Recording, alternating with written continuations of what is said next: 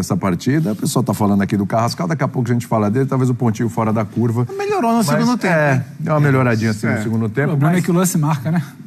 São dois lances que marcam, né? O gol perdido e o gol sofrido. O primeiro tempo foi dureza. Que passa por ele, foi dureza, né? Mas vamos falar primeiro de coisa boa. Daqui a pouco a gente fala do Carrascal, a gente ouve o Leonardo Jardim também. Tem enquete aqui no nosso chat no YouTube, hein? Qual que é? Flamengo é o principal favorito para ganhar a Libertadores? O chat do YouTube tá animado, Vitor? Animadíssimo, né? Animadíssimo. 88. Você imagina, você que tá aí acompanhando a gente, o que é uma noite que teve Palmeiras jogando e Flamengo jogando. Então, tá tudo aqui no chat, mano. É uma guerra civil. Com polêmicas. E com polêmicas. Porque se fossem jogos sem polêmicas, teria apenas a discussão. Com polêmica, aí vira uma selva. Meu Deus do céu, uma selva.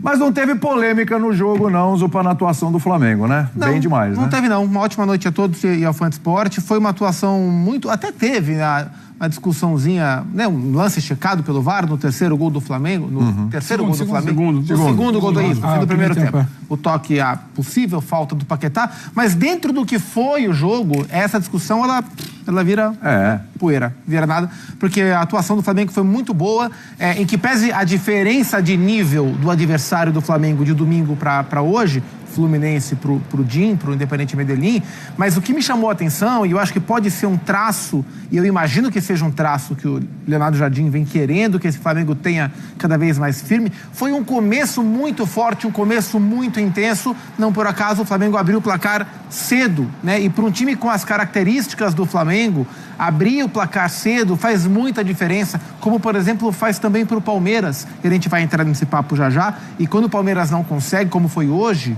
e outros jogos, o jogo vira uma dificuldade, porque os adversários baixam muito as linhas para enfrentar esses melhores times do continente, né? Então o Flamengo intenso, roubando bola, sufocando o adversário, buscando espaço e encontrando espaço, porque o DIM deu muito espaço para o Flamengo trabalhar essa bola. Nesse nível de intensidade o Flamengo vai se impor, e eu acho que hoje esse é o recado, o nível de imposição, e o Flamengo conseguiu manter esse nível por praticamente todo o jogo, com pequenas oscilações, e aí a gente vai olhar para os números para tentar entender, para tentar quantificar essa percepção visual do campo. Você olha nos dois tempos, posse de bola parecida, nos dois tempos, volume de finalização parecido, então o Flamengo conseguiu manter, mesmo trocando os jogadores, né? Então foi uma atuação muito boa, como disse o Pedro e os jogadores do Flamengo que a gente ouviu agora com o Jufo. É muito importante o Flamengo começar esta Libertadores de forma diferente dos últimos 3 anos e se impor como realmente se espera.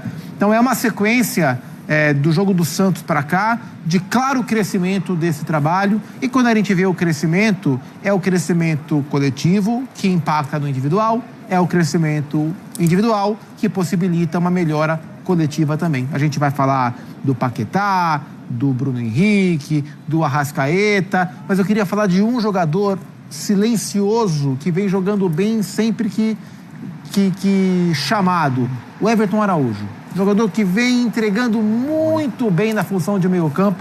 Hoje ele e Paquetá formaram uma dupla interessante, ele com consistência e distribuindo o jogo do jeito dele, e o Paquetá de 8, encontrando o espaço que ele não tinha encontrado até então no Flamengo. Dá para dizer que a melhor versão do Paquetá nessa volta ao Brasil, por enquanto, é a versão 8 do Paquetá. Não é o 10, não é o ponta.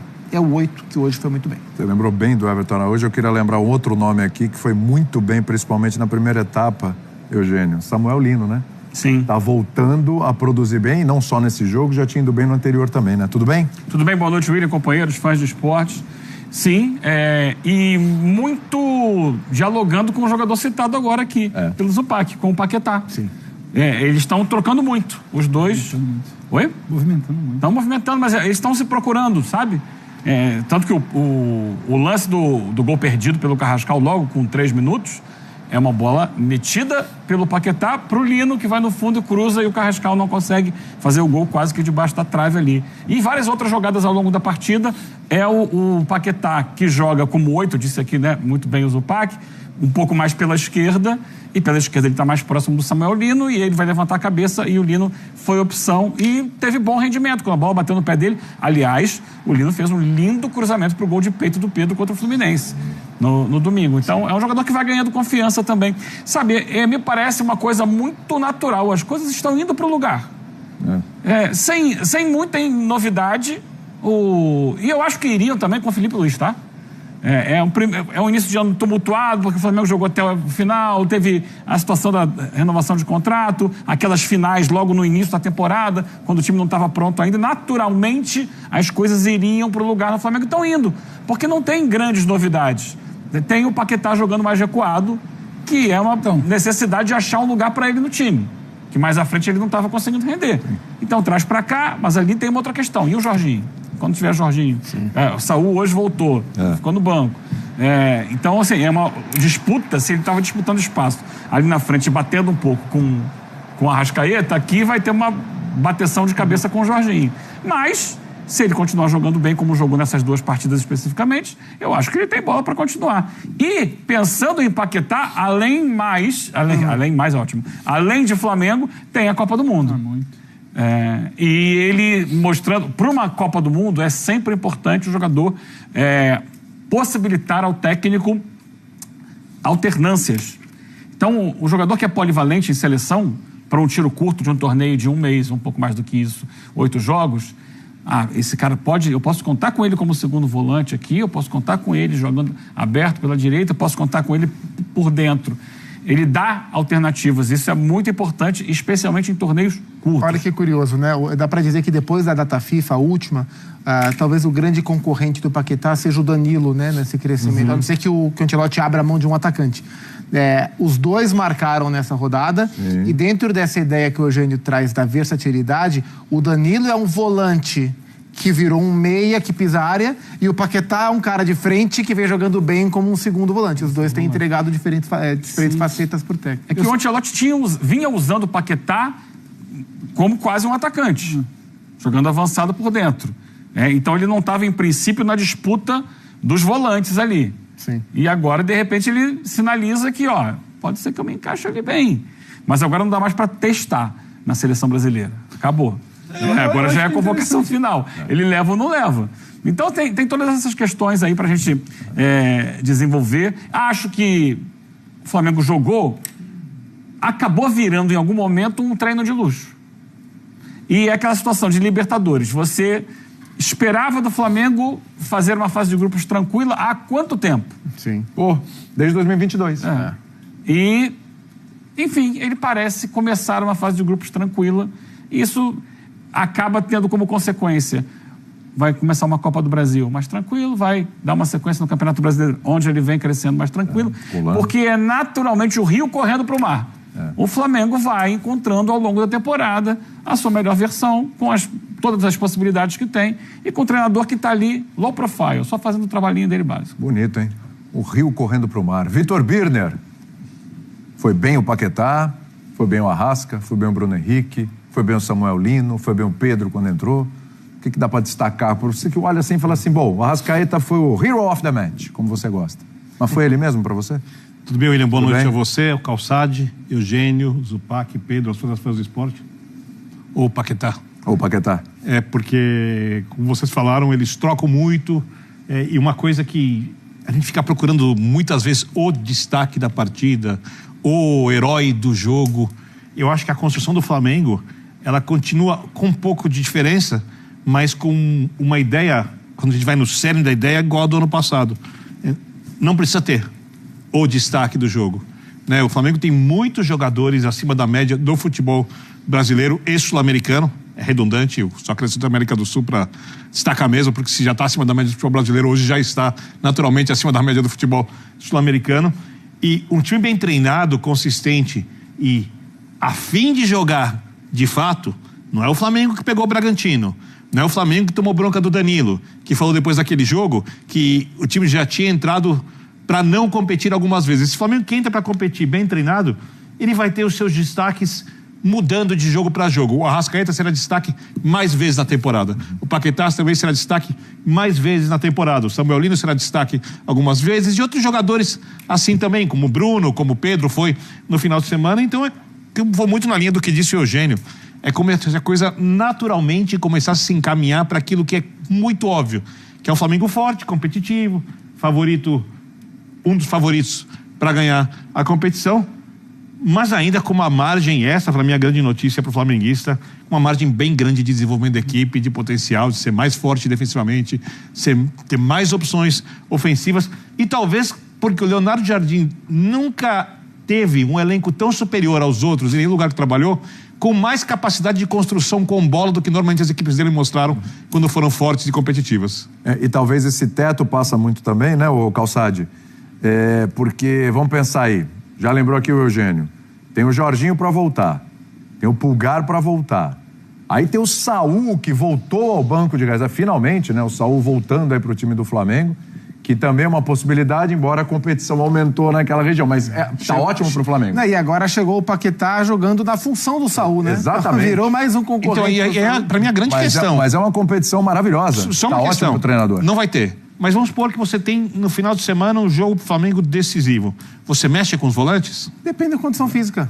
Depende da condição física. Dificilmente vai estar todo mundo a 100% para jogar. Especialmente no caso do Jorginho, que por ser um jogador de mais idade, ele demanda a sequência dele. E muito extra classe. Acho que a notícia é que você tem tempo para recuperar e você não está desesperado para colocar o cara 60% porque tem um jogo importante. E é o que o Calçade falou. Ele tirou o Pedro. Exatamente. O Pedro foi a grande estrela do jogo de domingo. Beleza, vai no banco, ninguém reclamou. Sim. Bruno Henrique fez a volta com o gol do Pedro é importante, senão já ia estar... por que não deixou o Pedro? Por que não tem sequência? E até isso no finalzinho do gol. E vai ter jogo que ele pode até fazer Jorginho e Paquetá, se ele quiser. Exatamente. Essa é a grande notícia, né, Calçade? Esses jogadores voltando, sendo recuperados, melhorando sua produção. E daqui a pouquinho vamos fazer essa pergunta que está na tela aí também. Acho que essa é a grande notícia, né, Calça?